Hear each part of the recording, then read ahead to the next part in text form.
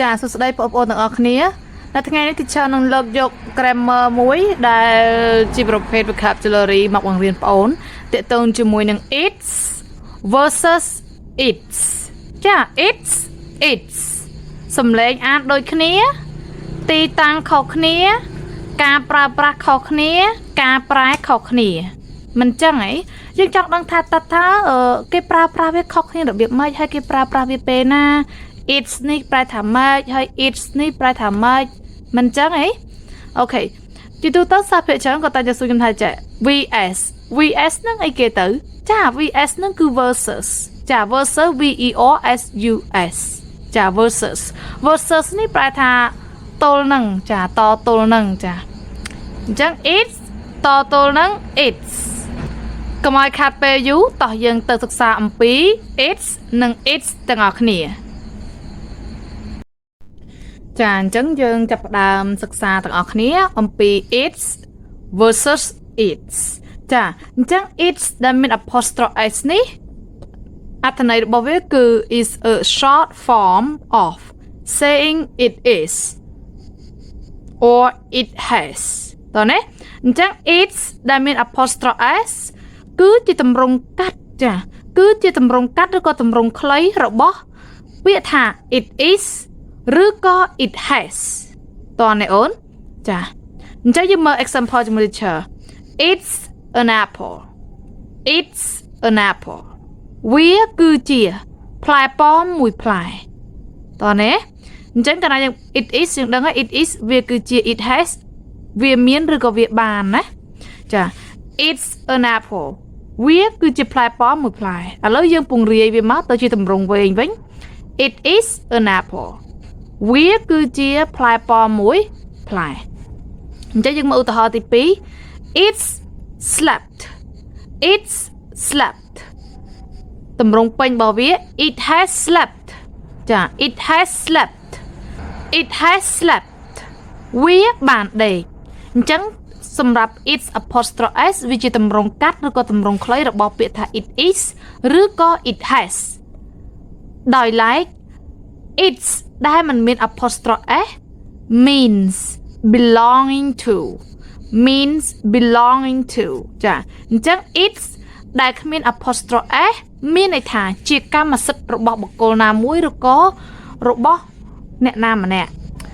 និយាយទៅកន្លែងនេះគឺមិនចង់សំដៅទៅលើកម្មសិទ្ធិរបស់មនុស្សទេណាអូនណាតាក់ទងជាមួយនឹងវត្ថុសត្វវត្ថុសត្វរុក្ខជាតិអីជាដើមព្រោះ it គឺសំដៅទៅលើវត្ថុសត្វរុក្ខជាតិមិនមែនមនុស្សទេចាអញ្ចឹងកន្លែងនេះ belonging to គេដាក់ទៅ thing ចាក្រៅក៏បានដែរអញ្ចឹងយើងមើល example that cat touches its legឆ្មាមួយក្បាលនោះប៉ះជើងរបស់វាអញ្ចឹង it's ដែលអត់មាន apostrophe s ហើយវាមានន័យថា belonging to ប្រែថារបស់វាតើនេះអូនរបស់វា the bird has broken its wing the bird has broken its wing បាក់សីបានធ្វើឲ្យអីគេអូនបាក់ស្លាបរបស់វាចាបាក់សីបានធ្វើឲ្យបាក់ស្លាបរបស់វាអញ្ចឹង it's កន្លែងនេះប្រែថារបស់វាចាវាមានន័យថា belonging to យើងមកឧទាហរណ៍ទី3 its fur is so short its fur is so short រោមរបស់វាគឺខ្លីខ្លាំងណាស់ចាស្របសេចក្តីមកសម្រាប់មេរៀននៅថ្ងៃនេះទីចង់បញ្ជាក់បងអូនថា it's ដែលមាន apostrophe s វាគឺជាទម្រង់កាត់ឬក៏ទម្រង់ខ្លីរបស់ពាក្យថា it is ឬក៏ it has ដោយយើងដឹងស្រេចហើយ it is ប្រែថាវាគឺជា it has ប្រែថាវាប្រែអានពីរវាមានចាប្រែថាវាមានក៏បានមួយទៀតបើយើងដាក់ verb 3ជា perfect tense ប្រែថាវាបានតោះនេះទាំងអស់គ្នាសម្រាប់ it's ដែលមិនមាន apostrophe s ត្រង់នេះវាមានន័យថាជាកម្មសិទ្ធិរបស់សត្វរុក្ខជាតិចាតោះនេះចាឥឡូវយើងមើលភាពខុសគ្នារវាងទីតាំងរបស់វាវិញអញ្ចឹងបើយើងប្រើ its apostrophe s វាត្រូវផ្លាស់ជាមួយនឹង កម្មបត្តិរបស់វាអាចជានាមឬក៏គុណនាមតើអត់គុណនាមក៏បានថា it's ugly it's beautiful ចា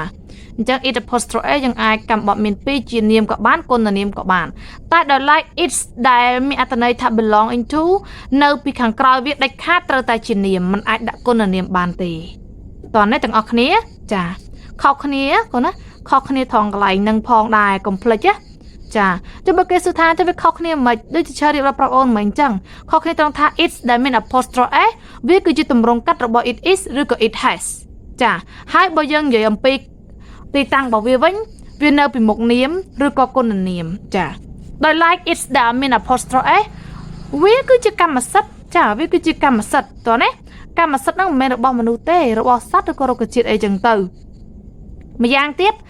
it's ដែលមាន apostrophe a ប្រែថាកម្មសិទ្ធិនេះវានៅពីមុខនាមជានិច្ចតើណែអូនវានៅពីមុខនាមជានិច្ចណាចាសម្រាប់មេរៀនថ្ងៃនេះគឺទីឆាមានតែប៉ុណ្ណេះទេសម្រាប់ការបញ្យល់បកស្រាយតកតងជាមួយនឹង it's មាន apostrophe a និង it's គ្មាន apostrophe a